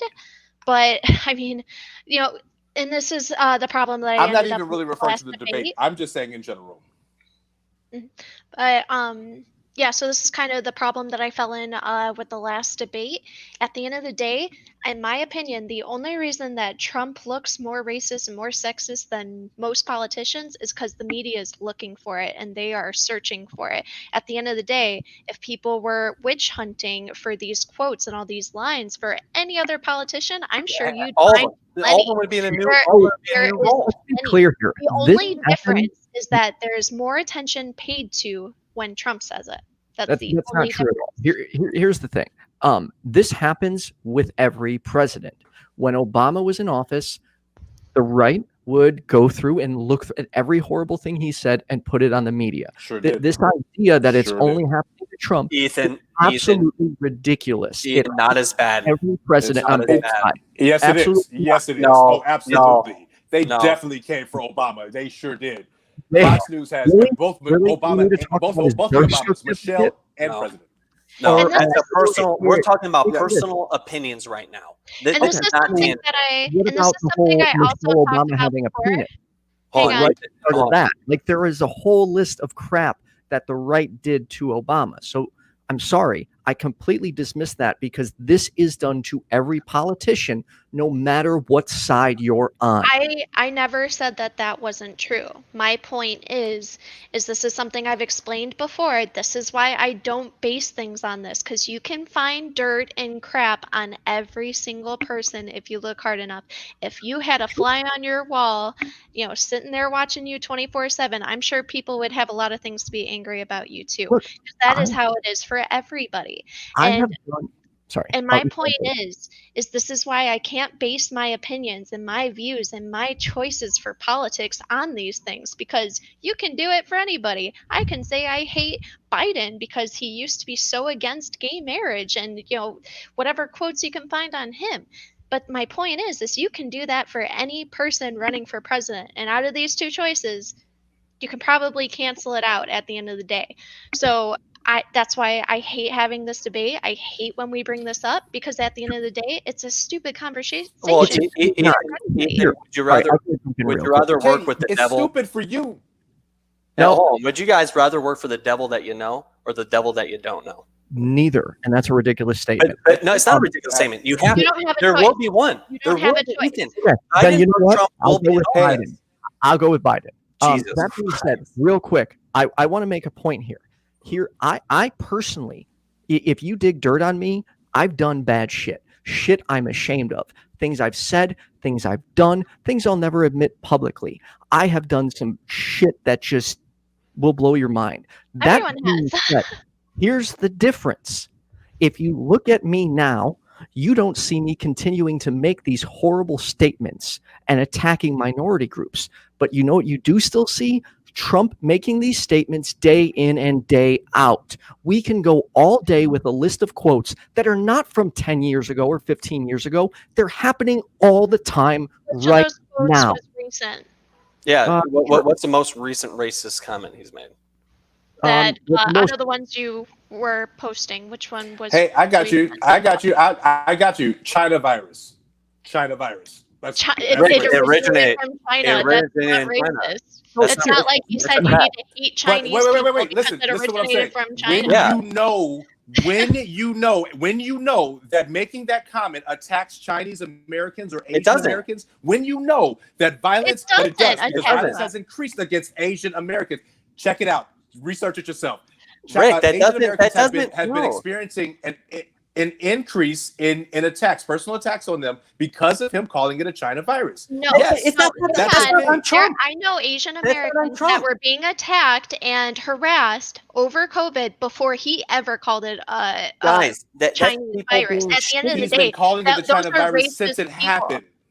That's no, people that's being not true either. shitty. That's It's, like at the that's end like, of the day, these are And racist the- people doing racist But you- actions. and You can't just say, Sure, oh, well, sure, it's but called by it your- China by- virus, so people are by going to your own naturally hate admission- Chinese people. Like that's not how it works. Either people already hated So Chinese Katie, people then and let had me a ask you this reason question. to it, or Let me ask you this question then. I got you. Fine. So we'll agree that these are racist people doing racist things. Katie, if you knew that your actions were contributing to racist or misogynist behavior, would you continue doing them? No, but his actions, those statements do not contribute to it. That is my point. People were going to argue about this, false. whether he called it a China virus or not, because the facts said, hey, this originated from China. So naturally, racist people are going to be hostile towards Chinese people. Trump didn't have to say anything. It's just the facts on paper that people are going to use to be shitty people. Okay, so check this out. When I'm going to give a small example here. When I work in a bar, okay, when I used to DJ and I have a microphone, I have this ability to capture people. Now, I have two options with that. I can use that ability, like Trump does, to rile and divide people up. Or I could be a fucking good human being and unite the damn country. Something this asshole refuses to do. Guys, at the end of the day, that's very true. At the end of the day, racism against Chinese Americans is not on President Trump. And you're right, Ethan. Maybe he could do a little bit of a better job of uniting right now. But when you have this virus that just ruined where we were going in 2019, going into 2020, because China didn't divulge anything to us. We had to find out through the WHO who WHO was in bed with China because the WHO guarded them. Yeah, you're a little pissed off when you're having negotiation talks in 2019 with the leader saying we need to change some shit. You guys are in our intellectual property. You are abusing us in terms of trade, and then when you don't tell the president that, you cook something up in a lab that's going to probably be a global pandemic, I think I'd be a little pissed off too. The fact is, racism is not on one person. It's on the world. It's on people. I completely agree. It's on people. So yeah, he was a little pissed off. He was pissed off at China. They had numerous times to say, hey, we got to talk to you about something, by the way. So we're saying that's okay because he was pissed. Like, let me make sure I understand that. Again, that's okay. No, Rick, I think everyone's thinking his rhetoric was towards Chinese Americans. It wasn't. It was towards the communist leaders of China, when they could have easily said back in October, when we think this thing originally originated, say, hey, Trump world, FYI, I think we just created a deadly virus, by the way. Just a heads up. That shit didn't happen. And we were in negotiation talks still for trade deal part 2. It never got brought up. So if you're president of the United States and you had China just swipe under you and create a global pandemic, don't you think you'd be a little pissed off at one of your friends too? I'm not saying China's friends with Trump. Get my rhetoric. Hey, John, if in the event I'm spitting rhetoric that increases attacks on you, I would stop saying it. Right? Yeah, because you're a great person, and I know you are. But Trump's not. But again, I mean? I know what you mean. As we've said so often in this, at the end of the day, if we, as Ethan, to Ethan's point, if in the event we know that we have the ability to influence or condone or dissuade behavior, why not utilize that? Right? But it's the same thing when we talk about when we have these conversations. Hold on.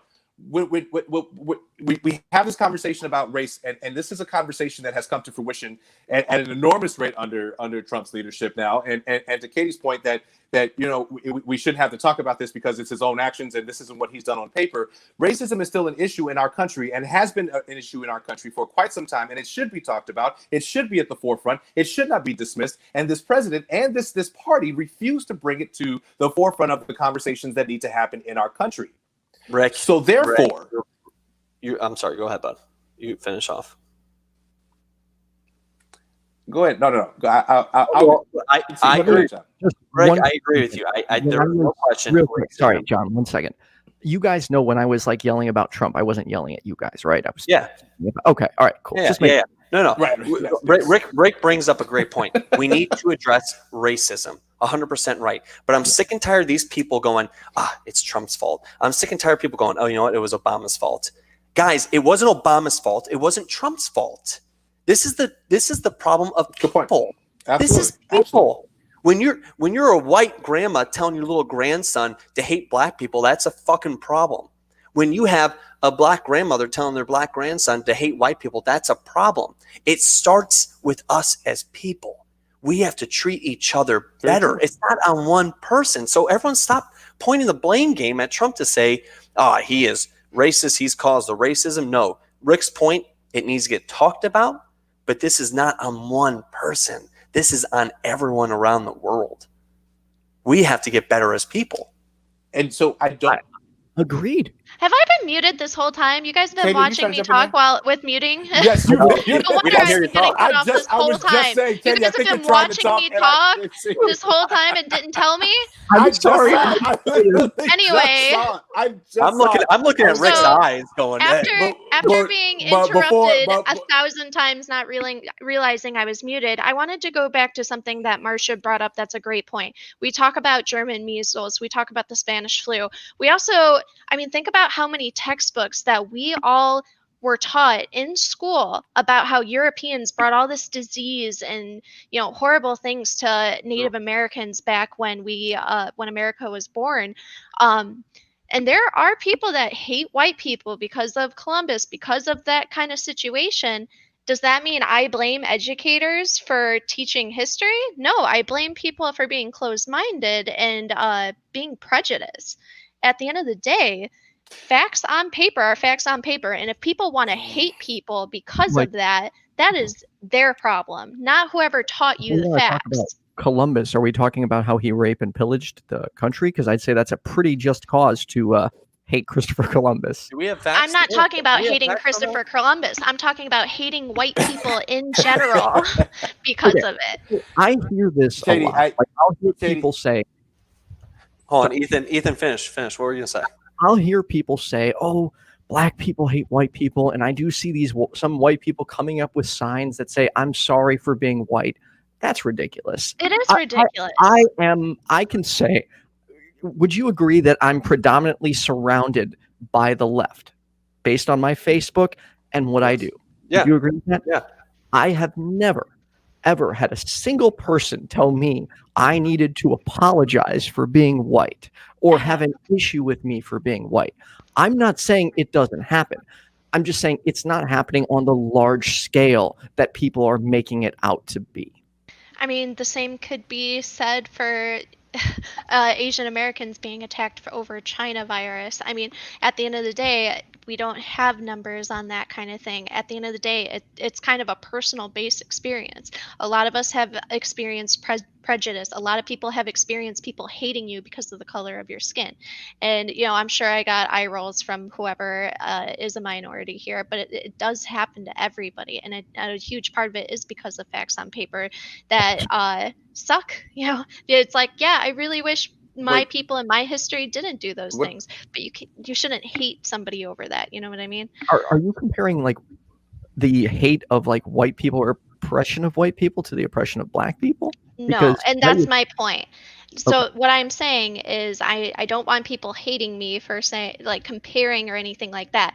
All I'm saying is you cannot say that people's prejudice and people's hate you can't blame people's hate for certain groups of people on the facts that they heard or stuff like that. So we heard, COVID came from China and Trump's the reason why people are racist. No, people are hateful and people are racist. They use that information to build up that hate. But that could be said for any group of people. People can use facts to build up the hate that they already have. So, okay, the president has power over people, true or false? False. That we were a country founded. Influence. He has influence. Yeah. Okay. Influence, yeah. Influence. Power? No. Okay. Influence over people. Trump has white nationalists and white supremacists typically support Donald Trump. True or false? Probably true, but Yeah. at the end of the day, I would say that's probably true. At the end of the day. So with that influence, he has a responsibility to the American people to shut down these white supremacists, to condemn them, to not rally them, or not even hint at rallying them. He should come out and make a clear statement. Like, do you know what right now would shut up the left wing? Like, he loves to say the media does this all this crap to him, but what would shut up the left right now is him getting on a microphone and saying, I do not want the support of white nationalists or white supremacists. I condemn your actions, and I don't want you a part of my party. That sends a clear and concise message, and in fact, would shut the left up right in their tracks. Why doesn't he do that? I It's agree with very you. similar to when we talk about the fact that the left or the news, the mainstream media always has something to trope when it comes to racism.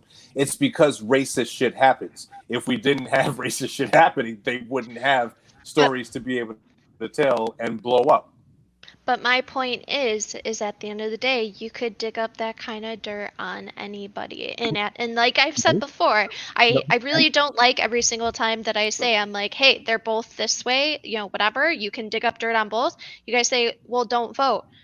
One of them's gonna get elected whether I vote or not. I would rather pick the one that's gonna make life a little bit easier, you know, towards my lane. You know, like at the end of the day, it's one or the other. Disagree. Trump's I base it on the parts that are more good than bad. That's really it. And that's why, again, I hate having this conversation, because 99% of politicians are pieces of shit.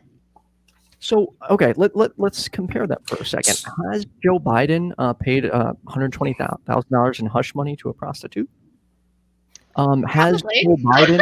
Who cares about prostitutes? They all have prostitutes, really? Okay. Has Joe, are we going to talk Leave about the that? sex workers alone, Katie. I'm My not point saying is, anything about sex workers. I'm saying I'm sure almost every politician has sex workers under their belts. and I'm sure that they wouldn't want them right. coming up if they were running. Let me make a clear line. I have no problem if Trump wants to have sex with prostitutes. I don't care about that. I'm referring to the money he spent hushing and lying about it. The man that, you know, the billionaire that is currently broke and won't show his taxes. Actually, let's not. Actually, he took a loophole that Obama and Biden created, and which is why he got away with that. So the Biden-Obama administration that created those taxes, he used the loophole. Back in 2016, he was on stage with Hillary Clinton. He openly admitted, because I remember watching the debate, I used the loopholes that were in place, and I'm here to change them. So let's not talk about his taxes. That has nothing to do with that. And let's not even talk about Biden. How much you guys really think Biden's just gone along the last 47 years and haven't paid anyone off? You think, oh, good old Joe Biden hasn't Never had a prostitute? never sniffed a prostitute's hair, paid him right afterwards? What? You don't think that ever happened with Joe? So I'm not saying it didn't happen. I just have a huge moral issue with Donald Trump and his continued statements. And you don't have a moral issue with Joe Biden? I didn't say that. So I want to be clear. When I'm voting for Joe Biden, I am not enthusiastically like, yes, Joe Biden. And we Joe right. Biden, I'm not a fan of him. Hey, either, okay? But here's the I was thing, gonna say, everybody has a moral issue with the actually- person that they support. Everybody. So to say that, oh, why would you support Trump when you have these moral issues? Everybody has a moral issue with the person that they're voting for, because these are the options that were given. So I really, again, I I'm here hate voting for debating Kamala about Harris, this. to be quite honest. I'm actually voting for Kamala Harris. I'd love to see a black woman in a position and making some changes there historically. So I keep forgetting her name. What's your opinion about the Democratic Party shutting out? What was her name? She was a veteran.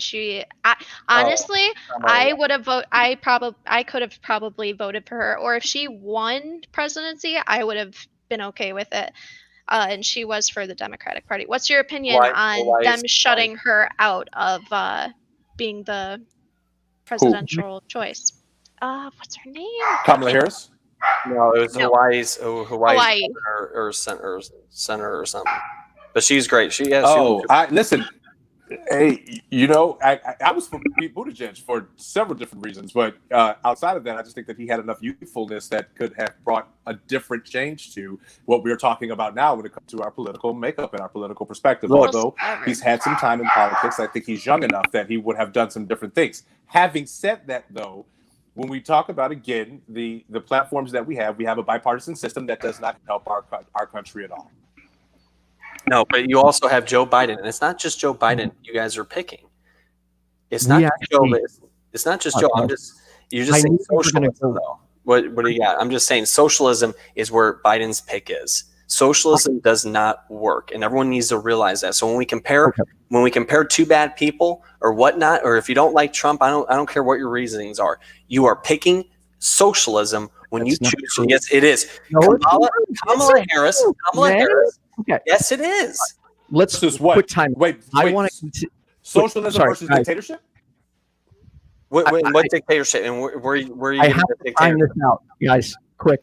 I want to continue this conversation so bad, but I have another broadcast, and we're coming up on the 2-hour mark. So, I see what I mean? And we did say only an hour and a half. Fast.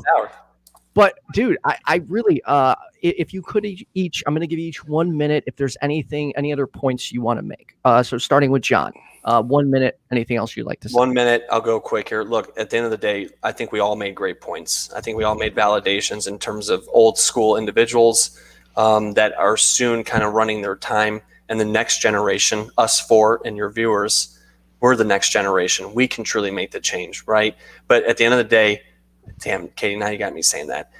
At the end of the day, Donald Trump may not be the most class act. He may say things that piss you off, and he pisses me off sometimes, but I know what I'm getting with him. He is pro-America. He wants to revitalize things. With Joe Biden, you've been in office for 47 years, and you haven't done shit. And right now, you are a part of an administration under Obama. You didn't do much shit in there. And no, I'm not saying Obama didn't do anything. I'm saying Joe Biden didn't. Look, Joe Biden is a piece of shit, just like them all. Trump actually is pro-America. He's not in the pockets of the rich. He's no, he's not. He's pissing people off. No, you're all good. He's pissing people off because he's trying to change things. He's trying to drain the swamp, and that's what I'm for. And I'm for it. And you know what we had last year? I want prosperity for everyone. I want this economy back coming. And Donald Trump did get us there. And that's what I want. And I'll leave it at that. All right. Katie, 1 minute or less. Okay. I couldn't agree more with what Jon said. At the end of the day, like I've said a million times, I'm voting based on what somebody says that they can promise me and what they want to do for the American people. Not what the other guy did wrong or why the other guy's a bad choice. I want somebody to tell me what they want to do for my country. And at the end of the day, Trump has done that. And I appreciate that. And I respect it. And I support him for it. Awesome. I have so many objections to what you said, Jon, but we don't have time. I know. But seriously, I really appreciate you both coming on. This really has been a great conversation. And again, I'm grateful that while we both raised our voices, maybe me a little bit more. I did a little too. None of us insulted each other. We showed we were a shining example of what America should be, in my opinion. So I'm going to take you both off screen. If you could just stay online for a moment, but I really do appreciate you both taking the time to come on. Thanks for having us, guys. That was awesome. Jon's one of the best people I've had over here. I like him. Jon. Oh God, Jon, you got a new friend now. Look at his friend. I got you. No, I enjoyed it. You guys are all great thank you to people. both of you all. Thank you very much. All right, if you guys could stand by for a second. All right, we got to wrap this up quick. Everyone, I want a special thank to our that was interesting, but thank you to our patrons: Marsha Ortega, Best Name Ever, Cynthia McDonald, Marlon Watson. You guys are helping making this channel great. If you're enjoying what we do, consider becoming a patron for as low as $1 a month, and everything you donate goes to making the show better. If you like my background, that's how I'm paying for it. So we want to do the same with Rick. Get him upgraded. So any help is greatly appreciated. Or you can also buy us a cup of coffee. There is a link in the YouTube description. Make sure you like and subscribe. Rick, we got to do this again next Wednesday. We will be back next Wednesday. This raises my blood pressure. Same. But yeah. So, Rick, anything you want to say before we wrap up? Hey guys, thank you all to all of you all who have been watching. We really appreciate it. As Ethan said, make sure that you like and subscribe to the channel. Hit the alert button to check out all the content that we have, including the 13% that airs every Monday night, 7 p.m. Central Daylight Time, with host Cynthia McDonald and Arthur Ward as they talk about the policies and politics that affect the Black community. We really appreciate all of you all watching and tuning in. Thanks for hanging in there with us. And remember, whenever there's racism, to fight. There will always be in black and white. Good night, everyone. Good night, everyone.